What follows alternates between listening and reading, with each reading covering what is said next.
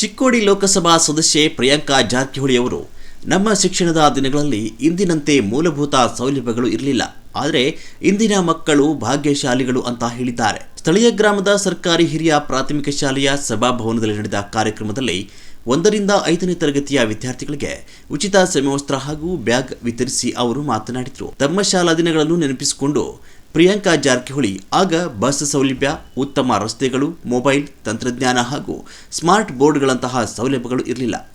ಮಳೆಗಾಲದಲ್ಲಿ ಛತ್ರಿ ಇಲ್ಲದೆ ಬೇಸಿಗೆಯಲ್ಲಿ ಪ್ಲಾಸ್ಟಿಕ್ ಚೀಲಗಳನ್ನು ಬಳಸಿಕೊಂಡು ಶಾಲೆಗೆ ಹೋಗ್ತಿದ್ವು, ನೆಲದ ಮೇಲೆ ಕುಳಿತು ಪಾಠ ಕೇಳ್ತಿದ್ವು ಅಂತ ಸ್ಮರಿಸಿದ್ರು. ಶಾಲೆಗಳು ಪ್ರಾರಂಭವಾಗಿದೆ.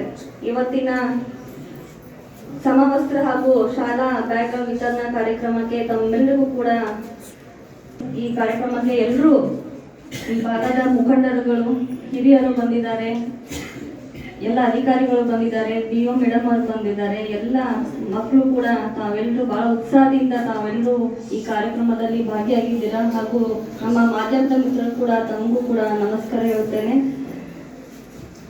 ನಮ್ಮ ಭಾರತ ಸಂವಿಧಾನದಲ್ಲಿ 7 ರೈಟ್ಸ್ಗಳಿದಾವೆ. ಮೊದಲು 6 ಇದ್ದು, ಆಮೇಲೆ RTI ಬಂತು. ಮೊದಲನೇದಾಗಿರೋದು ರೈಟ್ ಟು ಎಜುಕೇಶನ್. ಎಲ್ಲ ಮಕ್ಕಳು ಕೂಡ ಶ್ರೀಮಂತರಿರಲಿ ಬಡವರಿರಲಿ ಎಲ್ಲರೂ ಕೂಡ ಸಮಾನತೆ ಆಗಿ ಎಲ್ರಿಗೂ ಅಭ್ಯಾಸ ಮಾಡುವ ಎಜುಕೇಶನ್ಗೆ ಎಲ್ರಿಗೂ ಕೂಡ ಹಕ್ಕಿದೆ.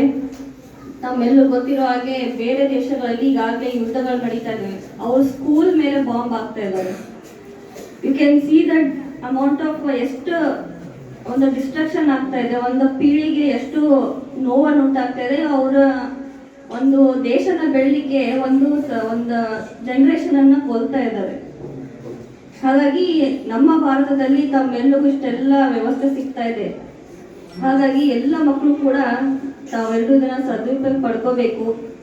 ನಮ್ಗೆ ಇಷ್ಟೆಲ್ಲ ಫೆಸಿಲಿಟಿ ಸಿಗ್ತಾ ಇದೆ. ಅವಾಗ ಹಳೆ ಕಾಲದಲ್ಲಿ ಬಸ್ ಇರಲಿಲ್ಲ, ಚೆನ್ನಾಗಿ ಕಚ್ಚಾ ರೋಡ್ ಇದ್ದು, ಮೊಬೈಲ್ ಇರಲಿಲ್ಲ, ಟೆಕ್ನಾಲಜಿ ಇರಲಿಲ್ಲ, ನಮ್ಮ ಸ್ಮಾರ್ಟ್ ಬೋರ್ಡ್ಗಳೂ ಇರಲಿಲ್ಲ, ಫ್ಯಾನ್ ಇರಲಿಲ್ಲ. ಬೇಸಿಗೆ ಕಾಲದಲ್ಲಿ ಬಂತಂದ್ರು ಅವಾಗ ತಾವೇ ಕೈಯಲ್ಲಿ ಸಣ್ಣ ಪಂಖೆ ಹಿಡ್ಕೊಂಡು ಎಲ್ಲ ಜೀವನ ಸಾಗಿಸ್ತಾ ಇದ್ರು. ಸರಿಯಾಗಿ ಶಾಲಾ ಬಿಲ್ಡಿಂಗ್ಗಳಿರಲಿಲ್ಲ.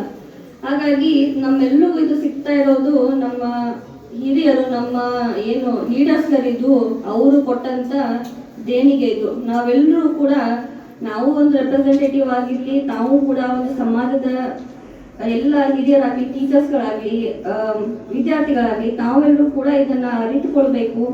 ನಾವು 21ನೇ ಶತಮಾನದಲ್ಲಿ ನಮ್ಗೆ ಇಷ್ಟೆಲ್ಲ ಸೌಲಭ್ಯ ಸಿಗ್ತಾ ಇದೆ. ನಾವು ಅದನ್ನ ಎಲ್ಲರೂ ಕೂಡ ಒಂದು ಒಳ್ಳೆ ರೀತಿಯಿಂದ ಪಾಸಿಟಿವ್ ಆಗಿ ಇದನ್ನ ಉಪಯೋಗಿಸ್ಕೋಬೇಕು.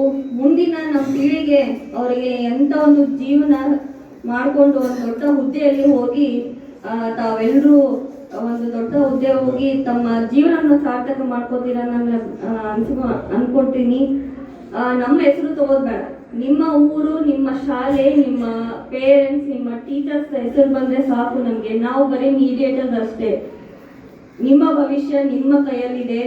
ತಾವೆಲ್ಲೂ ನೋಡ್ಬೋದು ಮೊನ್ನೆ ಮಹಾರಾಷ್ಟ್ರದಲ್ಲಿ ಏನ್ ನಡೆದಿದೆ ಅಂತ. ಒಂದು ಐಫೋನ್ ಸಂಬಂಧ, ಒಂದು ಐಫೋನ್ಗೋಸ್ಕರ ಒಬ್ಬ ಹುಡುಗ ಮೌಂಟೇನ್ ಒಂದು ಗುಡ್ಡದ ಮೇಲೆ ಹೋಗಿ ನಿಂತಿದ್ದವ್ರು. ಪಾಪ ಅವರ ತಂದೆ ತಾಯಿ ಕೂಡ ಅವನ ಜೊತೆಗೆ ಹೋಗ್ಬಿಟ್ರು, ಬಿದ್ಬಿಟ್ರು.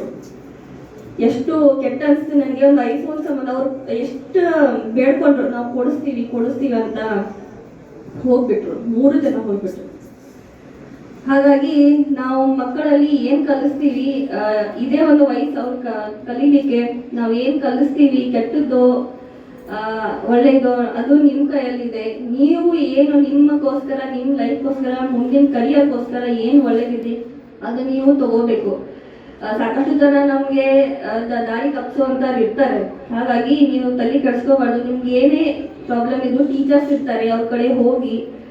ಟೀಚರ್ಸ್ ಕೂಡ ಮೊನ್ನೆ ನಡೆದಂತ ಕೇಸಸ್ಗಳಲ್ಲಿ, ಕ್ರಶ್ಗಳಲ್ಲಿ ನೋಡ್ಬೋದು, ಪುಟಾಣಿ ಮಕ್ಕಳ ಮೇಲೆ, ಅವ್ರ ಮೇಲೆ ಕೂಡ ದೌರ್ಜನ್ಯ ನಡೆದಿದೆ. ಸೊ ಎಂತದಲ್ಲಿ ಇಟ್ಸ್ ಅ 2 ವೇ ಅಂತ ಹೇಳ್ಬೋದು. ಇದೇ ವೇಳೆ ಹುಕ್ಕೇರಿ ಶಿಕ್ಷಣ ಇಲಾಖೆ ಅಧಿಕಾರಿ ಪ್ರಭಾವತಿ ಪಾಟೀಲ್ ಮಾತನಾಡಿ, ಯಮಕನಮರಡಿ ಮತಕ್ಷೇತ್ರದ 4 ಜಿಲ್ಲಾ ಪಂಚಾಯಿತಿ ಕ್ಷೇತ್ರಗಳಲ್ಲಿ ಶಿಕ್ಷಣಕ್ಕೆ ಹೆಚ್ಚಿನ ಆದ್ಯತೆ ನೀಡಲಾಗಿದೆ ಅಂತ ಹೇಳಿದರು. ಚಳಿಗಾಲ ಪ್ರಾರಂಭ ಆಗ್ತದೆ, ನಮ್ಮ ಮಕ್ಕಳಿಗೆ ಸ್ವೆಟರ್ಗಳನ್ನು ಕೂಡ ಮುಕ್ತ ಓದುವಂಥದ್ದು. ಸೊ ಒಟ್ಟು ನಮ್ಮಲ್ಲಿ ಇರ್ತಕ್ಕಂಥ ಯಮಕನಮಡಿ ಕ್ಷೇತ್ರದಲ್ಲಿ ಇರ್ತಕ್ಕಂಥ ಒಟ್ಟು 11,297 ಮಕ್ಕಳಿಗೆ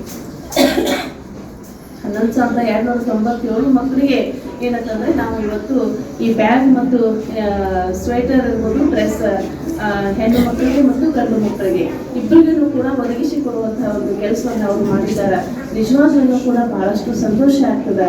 ಅದರ ಹಾಗೆ ನಾವು ಪ್ರತಿ ಸಲ ನಾವು 24, 25ರಿಂದ 25 ಮತ್ತು 26ನೇ ಸಾಲಿನಲ್ಲಿ ಮೇಡಮ್ ನಾವು ಎಲ್ಲಿ ಸರ್ಕಾರಿ ಪ್ರೌಢಶಾಲೆಗಳಲ್ಲಿ ಇರ್ಬೋದು ಅಥವಾ ಖಾಸಗಿ ಪ್ರೌಢಶಾಲೆಗಳಲ್ಲಿ ನಾವು ಹೇಳ್ತಿದ್ದೀವಿ ಏನಂತಂದ್ರೆ ಇಷ್ಟೆಲ್ಲ ಏನಂತಂದ್ರೆ ಕ್ಷೇತ್ರದ ಶಾಸಕರಾಗಿ ಅಥವಾ ನಮ್ಮ ಬೆಳಗಾವಿ ಜಿಲ್ಲಾ ಉಸ್ತುವಾರಿ ಸಚಿವರಾಗಿ ಇಷ್ಟೆಲ್ಲ ನಮ್ಮ ಮಕ್ಕಳಿಗೆ ಒದಗಿಸಿ ಕೊಡಕತ್ತಾರ.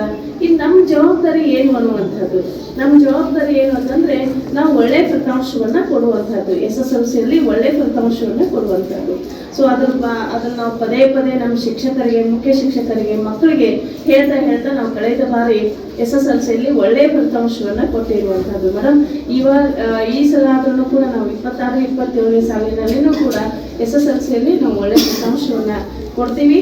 ಅಂದ್ರೆ ಏನಂತಂದ್ರೆ ಪ್ರತಿ ಸಲ ಏನು ಅನ್ನುವಂಥದ್ದು ಬಹಳ ಮುಖ್ಯ ಆಗ್ತದೆ. ಇಷ್ಟೆಲ್ಲ ಅವ್ರು ಮಾಡಕ್ಕಾರೆ, ಅವ್ರಿಗೆ ನಾವು ಇನ್ ರಿಟರ್ನ್ ನಾವೇನು ಕೊಡಬೇಕು, ನಾವೇನು ಬೇರೆ ಏನು ಕೊಡೋದೇ ಇಲ್ಲ. ನಮ್ಗೆ ಒಳ್ಳೆ ಗುಣಮಟ್ಟದ ಶಿಕ್ಷಣವನ್ನು ನಾವು ಕೊಡ್ಕೊಳ್ಬೇಕು, ಜೊತೆಗೆ ಒಳ್ಳೆ ಫಲಿತಾಂಶವನ್ನ ಕೊಡಬೇಕು. ಇವೆರಡನ್ನ ಮಾತ್ರ ನಾವು ಅವ್ರಿಗೆ ಕೊಟ್ಟಿದ್ದ ಆದ್ರೆ ನಿಜವಾಗ್ಲೂ ಅವ್ರು ಮಾಡಿದ್ದ ಕೆಲಸಕ್ಕೆ ಸಾರ್ಥಕತೆ ಪಡ್ಕೋತೈತಿ ಅನ್ನುವಂಥ ಮಾತನ್ನು ಕೂಡ ನಾನು ಈ ಸಂದರ್ಭದಲ್ಲಿ ಹೇಳ್ತಾ, ಎಲ್ಲ ಮುದ್ದು ಮಕ್ಕಳೇ ಇಲ್ಲೆಲ್ಲ ಏನು ನೀವು ಆಗಮಿಸಿದ್ದೀರಿ, ಇವೆಲ್ಲನೂ ಕೂಡ ಸೌಲಭ್ಯಗಳನ್ನ ತಗೊಳ್ತೀರಿ. ನಾವು ಅವರಿಗೆ ಏನು ಕೊಡೋದು, ಇವತ್ತು ಮೇಡಮ್ ಅವ್ರು ಬಂದಿದ್ದಾರ, ಅವರಿಗೆ ನಾವು ಏನು ವಾಪಸ್ ಕೊಡಬೇಕು, ಸನ್ಮಾನ್ಯ ಸಚಿವರಿಗೆ ನಾವು ಏನು ವಾಪಸ್ ಕೊಡಬೇಕು, ಇಷ್ಟೆಲ್ಲ ಸ್ಥಳೀಯ ಕಾರ್ಯಕರ್ತರುಗಳು ಎಲ್ಲರೂ ಕೂಡ ಬಂದಿದ್ದಾರ, ಹಾಗೆ ನಾವು ಆಪ್ತ ಸಹಾಯಕರುಗಳು ಬಂದಿದ್ದಾರ. ಶಾಸಕ ಸತೀಶ್ ಜಾರಕಿಹೊಳಿ ಅವರ ಅನುದಾನದಲ್ಲಿ 100ಕ್ಕೂ ಹೆಚ್ಚು ಶಾಲಾ ಕೊಠಡಿಗಳು ನಿರ್ಮಿಸಲಾಗಿದೆ. ಕೇಂದ್ರ ಸರ್ಕಾರದಿಂದ 11,297 ವಿದ್ಯಾರ್ಥಿಗಳಿಗೆ ಉಚಿತ ಬ್ಯಾಗ್ ಮತ್ತು ಸಮವಸ್ತ್ರಗಳನ್ನು ವಿತರಿಸಲಾಗಿದೆ ಅಂತ ಮಾಹಿತಿ ನೀಡಿದರು.